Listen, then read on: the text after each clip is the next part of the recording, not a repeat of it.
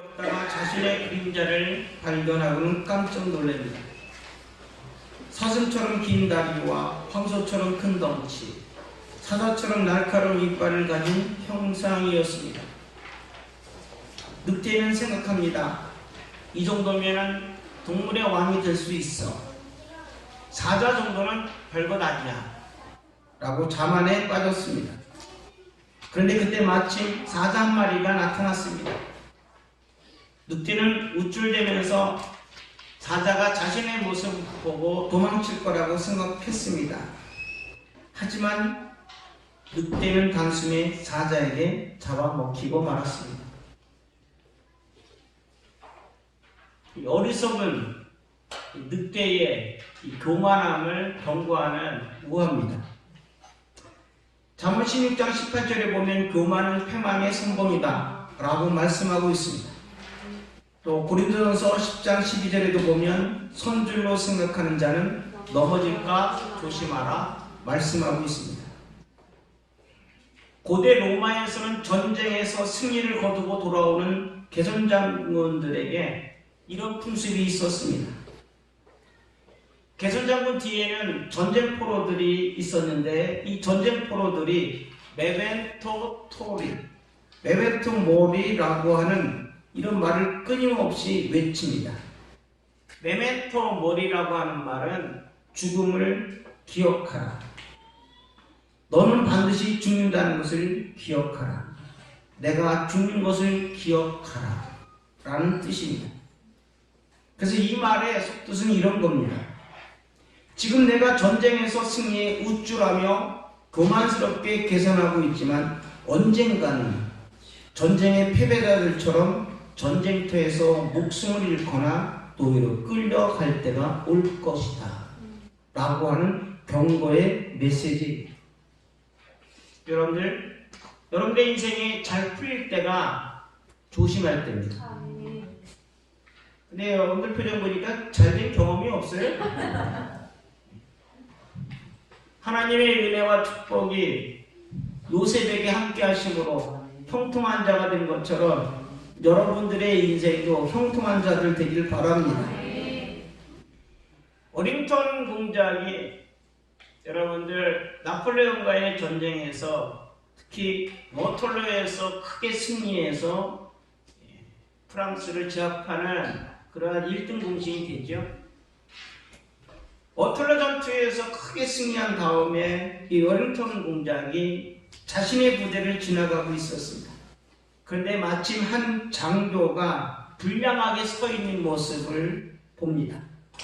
그래서 공작이 지나가다가 멈춰서서는 묻습니다. 왜 자네는 반쯤 조는 사람처럼 서 있는가?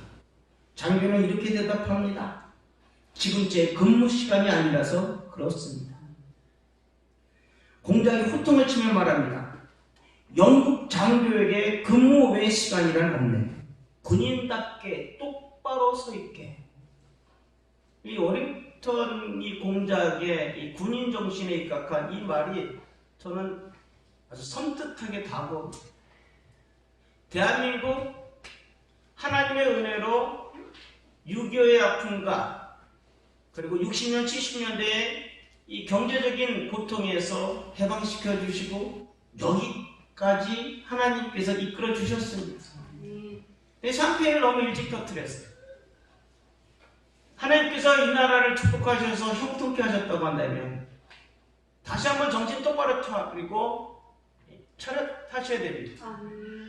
대한민국 경제 어렵다라고 하는 거 우리 할아버지 아버지 세대가 읽었던 이 경제부흥 손자 세대에서 내 세대에서 무너지지 않기를 바랍니다.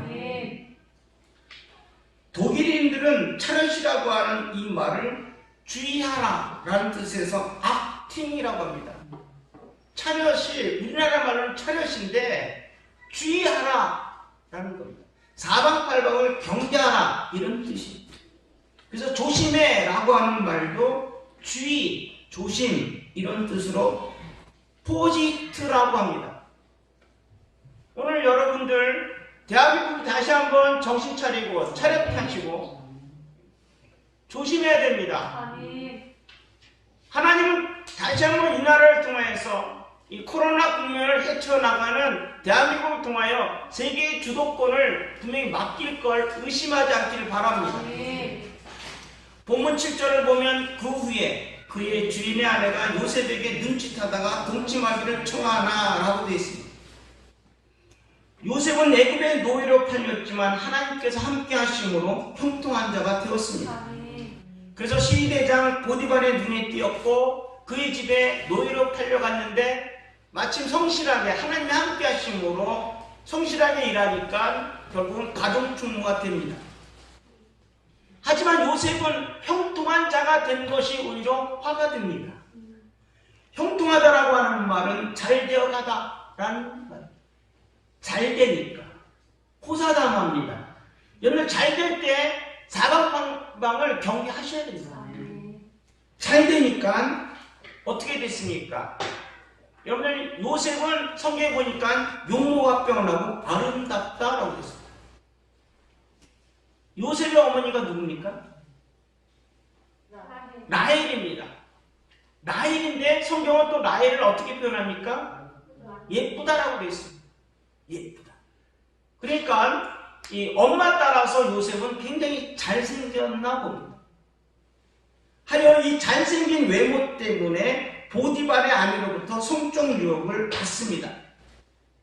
눈짓하다라고 하는 말은 티사에트 에레이아라고 하는데 이 말은 뭐냐면 그녀가 요셉을 향하여 눈을 들었다. 여러분들 상식적으로 생각해 보십시오. 주인이 노예들을 쳐다봅니까? 안 쳐다봅니까? 거의 안 쳐다봅니다. 근데 쳐다보는 데에는 어떤 목적이 있고 이유가 있겠죠. 보디발의 아내는 요셉을 보면서 눈짓하다라고 하는 것은요 계속 쳐다보는 거예요. 째려보는 게 아니라 계속 눈웃음을 치면서 째려보는 거야. 이렇게 살랑살랑 되면서. 왜 그래요? 요셉이 하도 잘생겼어요. 그러니까 성적으로 유혹한다라는 뜻입니다.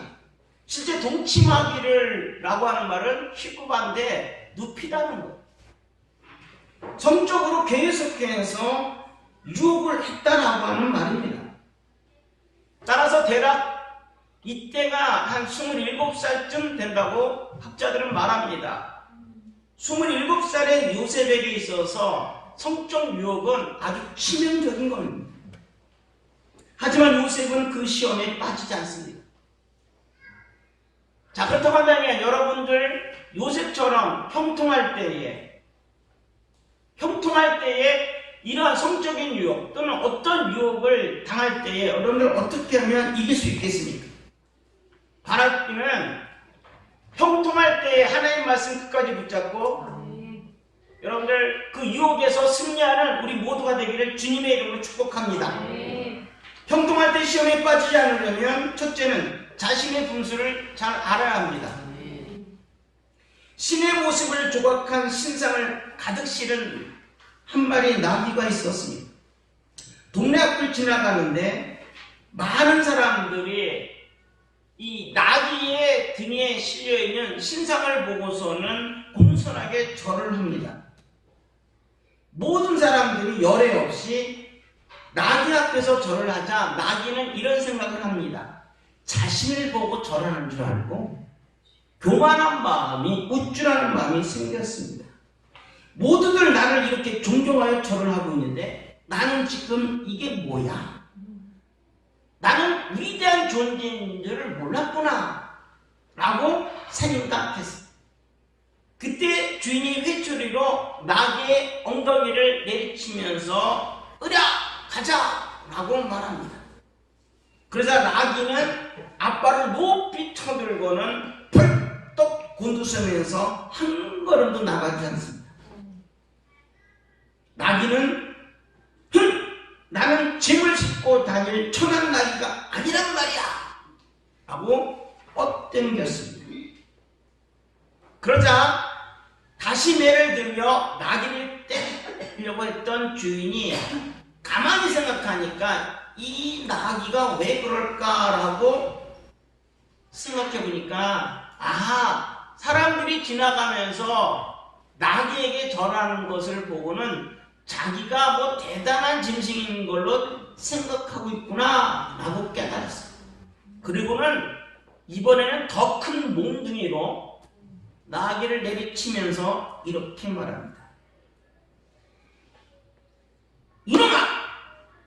내가 지금 많은 사람들이 너한테 절을 한다고 해서 착각하는 데에 네 등에 있는 신상을 보고서 사람들이 절하는 것이지 너 때문에 절한 게 아니야. 여러분들 분수를 모르면 매를 범니다. 자기 자리를 잘 찾아서 앉아야 됩니다. 본 9절 상반절을 보면 이 집에는 나보다 큰 이가 없으며 주인이 아무것도 내게 금하지 아니하였어도 금한 것은 당신뿐이니 당신은 그의 아내임이라 라고 되어 있습니다. 요셉은 분수를 잘 알고 있었습니다. 분수는 다른 말로 말하면 자기 자리 위치입니다. 분수를 한다라고 하는 말은 영어로 no one's place, 자기 자리, 위치, 장소, 안다라는 뜻입니다. 요셉은 자신의 형통이 하나님으로부터 왔다는 것을 누구보다도 잘 알았습니다. 여러분, 요셉의 과거를 우리는 다 압니다. 옛날에는 채색옷을 입었습니다. 채색옷이라고 하는 말은 게토레트 타심인데 상속자를 뜻하는 옷입니다. 자, 요셉은 몇 번째 아들로 태어났습니까? 11번째. 장자는 누굽니까? 루벤입니다. 그럼 유대 당시에 상속자는 누구여야 됩니까? 루벤이어야 됩니다. 그러나 야곱의 입장에서 요셉을 채색옷을 입혀서 특별히 더 사랑했던 이유가 뭡니까?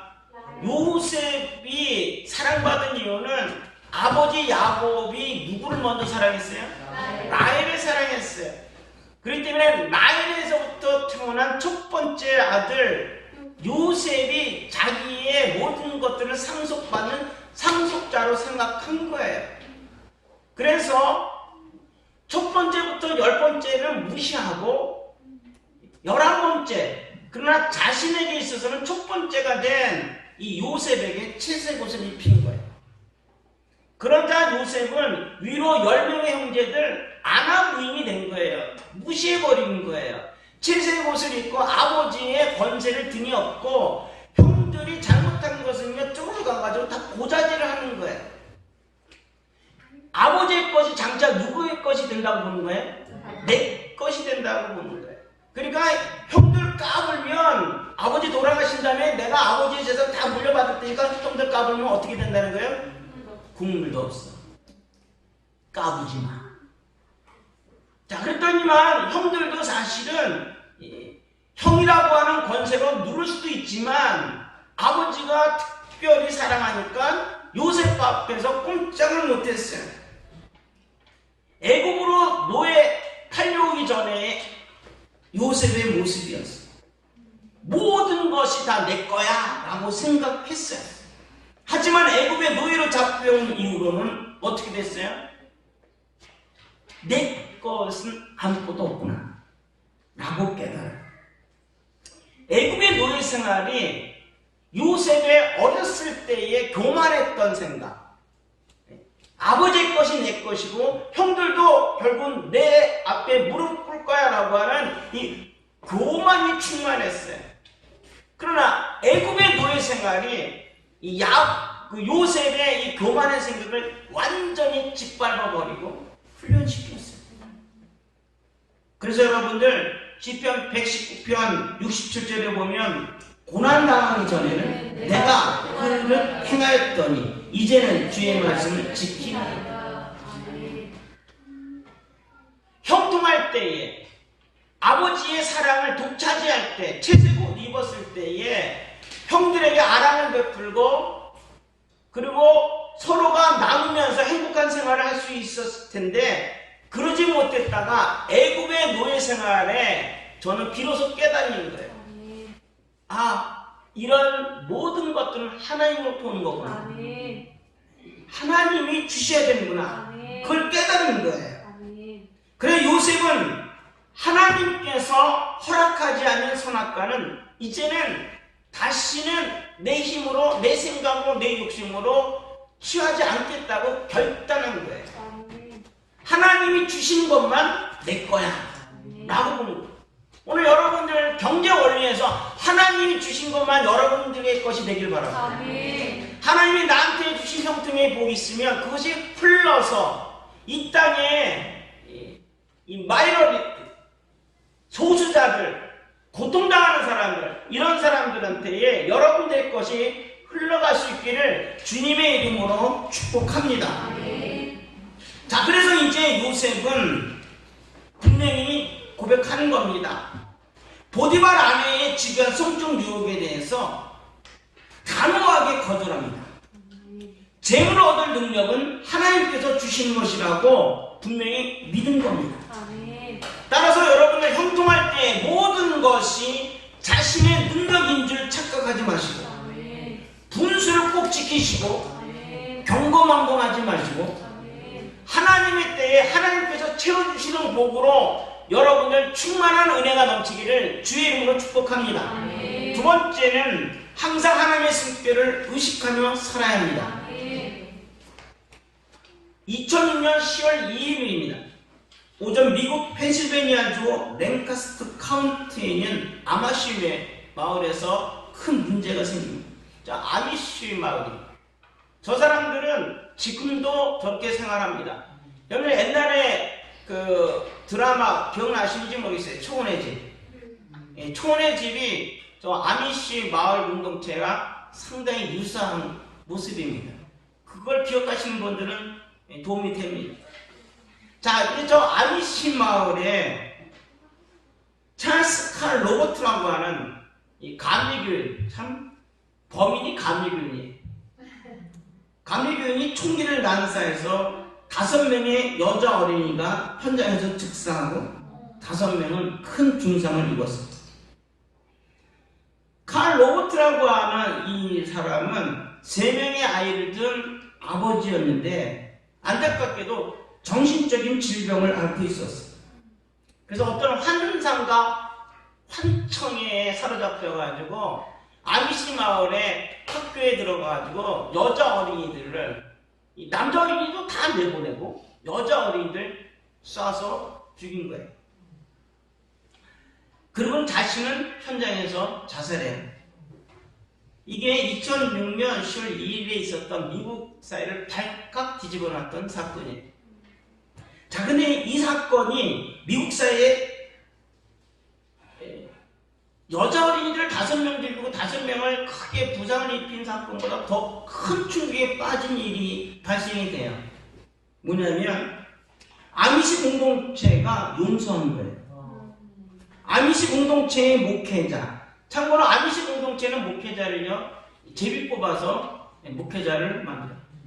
이 목회자는 고난을 당한 사람들을 위로하면서 살인범을 용서하고 그의 가족들을 위로하고 사랑으로 포옹하자라고 설교를 해요.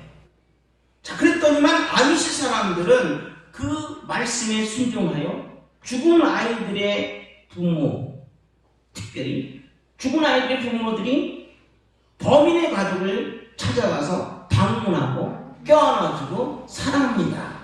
용서와 화해를 해요. 심지어는 죽은 범인의 가족들을 위해서 모금을 해요. 모금을 하고 그리고 범인의 장례식에 무려 아미시 공동체의 사람들, 죽은 아이의 부모들을 포함해서 30여 명이 장례식에 가요. 놀랍지 않죠? 얼마나 멋져요. 이게 성경에서 말하는 예수 사랑이에요.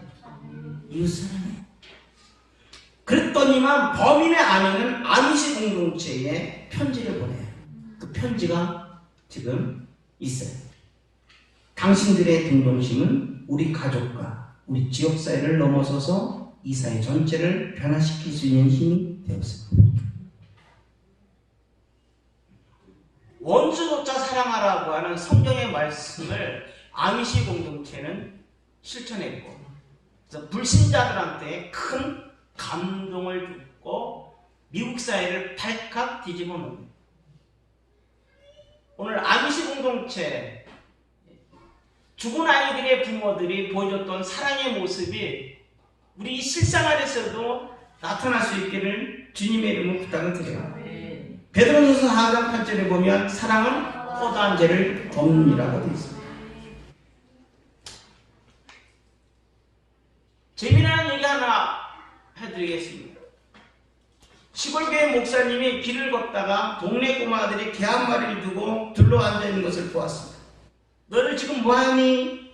그러자 어린이 한 명이 대답합니다. 이 개는 길 잃은 개인데 우리들이 서로 갖겠다고 하여서 지금 거짓말 대회를 열어 가장 큰 거짓말하는 아이가 이 예쁜 개를 갖기로 했어요. 목사님이 그 얘기를 듣고 뭐라고? 거짓말 대회라니? 그건 말도 안 돼. 그러면서 어린 꼬맹이들을 데리고 10분 동안에 성경에 있는 거짓말하면 안 된다라고 하는 말씀을 쫙 해요. 그 어린아이들은요 한 7분 이상 하면요 애들 딴짓해요. 이 10분 동안에 설교를 쫙 하시고는 이렇게 말씀하셔요. 이제 알겠지? 거짓말은 가장 큰 죄야. 난 너희 많은 때에 한 번도 거짓말을 한 적이 없어. 자, 그랬어요. 그랬더니만 어린아이들이 잠시 주춤하고는 안절부절 못할 때에 어떤 꼬맹이 한 명이 말해요. 얘들아, 그냥 저게 저 아저씨한테 주자. 목사님이 그렇게 지금 잘 키우고 있답니다. 여러분들, 특히 엄마 아빠들 애들한테 이런 거짓말 하지 맙시다. 얼마나 안타까워요. 본문 9절 하반절을 보면 그런즉 내가 어찌 이 큰 악을 행하여 하나님께 죄를 지으리이까 라고 되어 있습니다. 죄와 악은 먼 곳에 있지 않습니다. 우리 곁에 항상 있습니다. 사단은 자기를 광명의 천사로 가장하고 또 사단은 가만히 들어온다고 여러분들 유다서 1장 4절에 말씀하고 있습니다. 따라서 죄와 악을 인식하며 산다는 것은 결코 쉽지 않습니다. 특히 형통할 때 선을 행하고 충성된 자세를 끝까지 유지한다라고 하는 것은 여간 쉽지 않습니다. 잘 될 때, 권력 잡을 때에 횡포 부리는 사람들이 얼마나 많습니까? 가난하게 살 때는 남들과 나눠 먹는 데에 인색하지 않았지만 오히려 부자가 되면 더 인색해지는 것이 오늘 우리 주변의 모습 아닙니까? 하지만 요셉은 보디발의 신임에 대해서 결코 신의를 버리지 않습니다. 왜냐하면 요셉은 보디발 아내를 범하는 것이 큰 악이고, 그리고 이것은 하나님께 범죄하는 죄라고 하는 것을 누구보다도 잘 알았습니다. 재물 얻는 능력은 하나님으로부터 온 거고, 이 생명은 하나님이 주신 거고, 그래서 애굽의 노예로 살았던 자신 인생 포기하는 그 지점에서 하나님이 함께 하사 보디발의 집에 노예로 팔려고 하게 됐고, 하나님이 함께 하사 요셉이 일할 때마다 잘 되는 것을 보고 가정통까지 되고, 하나님 일련의 가정 속에서 아하, 내 지혜로 내 어떤 능력으로 되어지는 건 하나도 없어. 하나님이 하시는 거야. 하나님이 허락하지 않으면 이것은 다 안 되는 거야 라고 하는 것을 철저하게 노예 생활 속에서 깨달은 거야. 그런 가정 총무가 되었을 때, 형통할 때에 이 보디발의 아내가 성적으로 유혹하는 이 모습을 보면서 하나님이 허락하신 것이 아니기 때문에 나는 건들 수 없어. 라는 거예요. 오늘 사랑하는 여러분들, 하나님께 죄를 짓는 것은 사람과의 관계를 깨뜨리는 거예요. 눈에 보이지 않는 하나님 앞에 우리가 죄를 짓지 않으면 되지라고 하는데, 그 죄의 본성은 여러분들 가장 가까운 이웃들과의, 가족과의 관계에서 그 관계를 깨뜨리는 것이 하나님 앞에의 큰 악이에요. 마태복음 5장 22절에 보면은 예수님도 말씀합니다. 형제에게 노하는 자마다 심판을 받게 되고 형제를 대하여 나가라고 하는 자는 지옥불에 들어가리라. 한 자는 공회에 잡혀가게 되고 미련한 놈이라 하는 자는 지옥불에 들어가게 되리라 라고 됐습니다. 나가라고 하는 말은 우리나라 말로 말하면 병신이라는 거예요.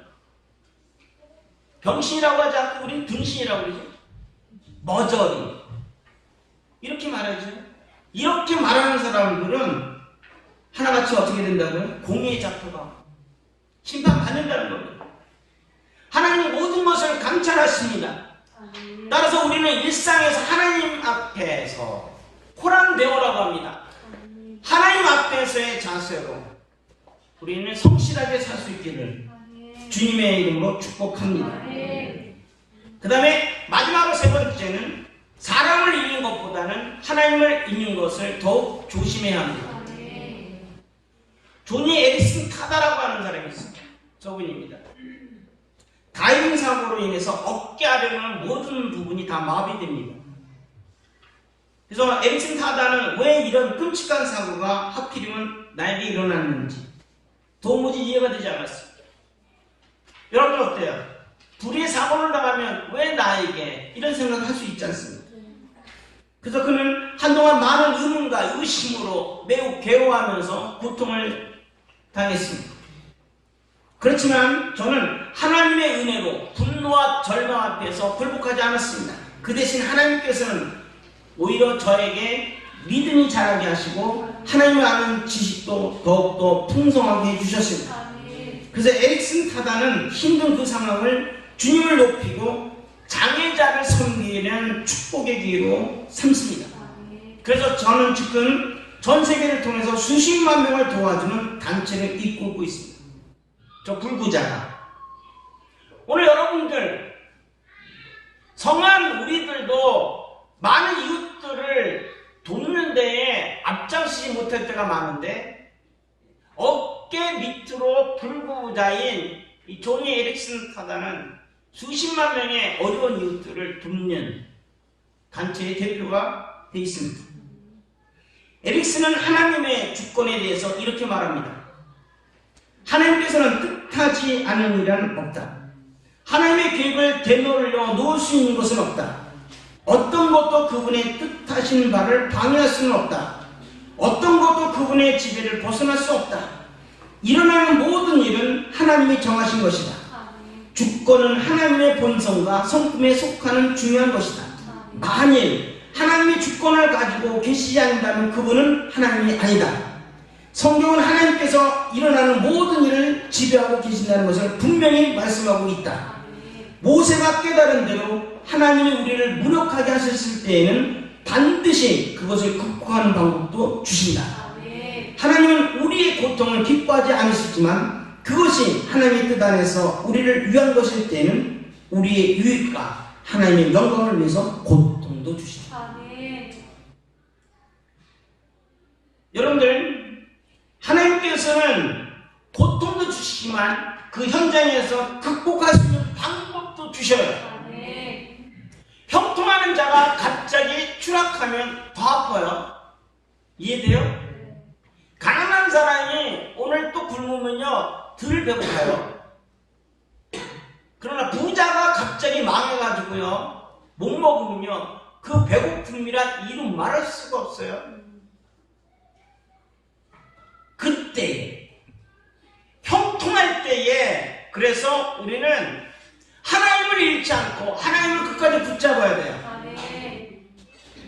형통한 자가 갑자기 추락할 때에 왜 나에게 이런 일이 있을까라고 여러분들 불만과 불평과 원망하고 저주하고 하나님을 떠나는 것이 아니라 형통하게 하신 분도 하나님, 나를 추락하게 하신 분도 하나님, 고로 이 추락하게 하셨을 때에 이 고난 통하여 하나님이 나를 깨닫게 하신 것이 무언지를 발견할 때 더 큰 형통으로 하나님이 인도하신다는 걸 믿으시길 바랍니다. 본문 10절을 보면 여인이 날마다 요셉에게 청하였으나 요셉이 듣지 아니하여 동침하지 아니할 뿐더러 함께 있지도 아니하니라 라고 되어 있습니다.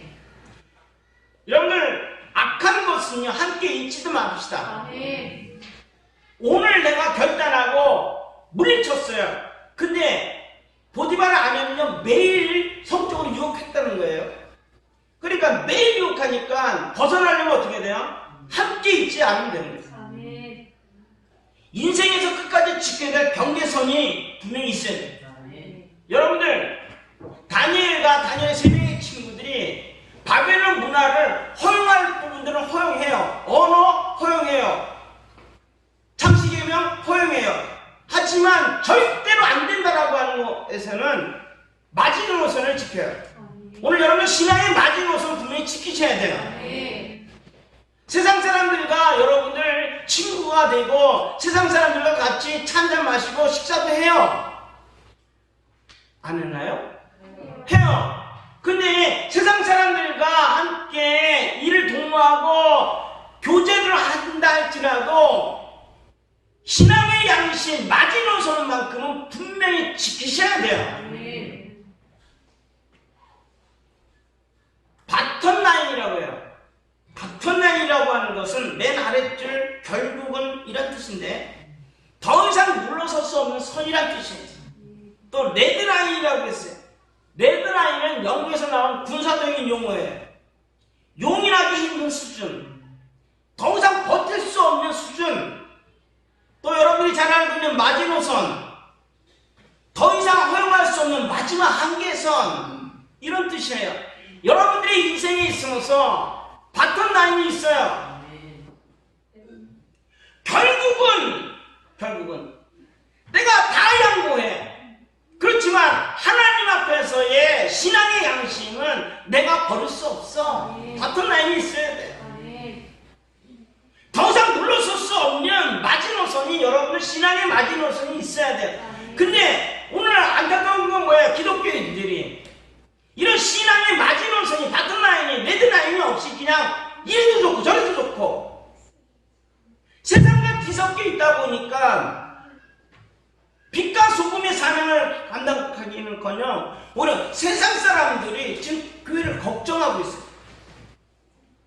오늘 여러분들이 분명히 형통한 사람들 맞아요? 형통한 사람이기 때문에 집중적으로 사탄 마귀가 우리를 유혹하고 넘어뜨리고 하나님과의 관계, 하나님의 축복을요 다 망가뜨리려고 한다라고 하는 정체를 분별하셔야 돼요.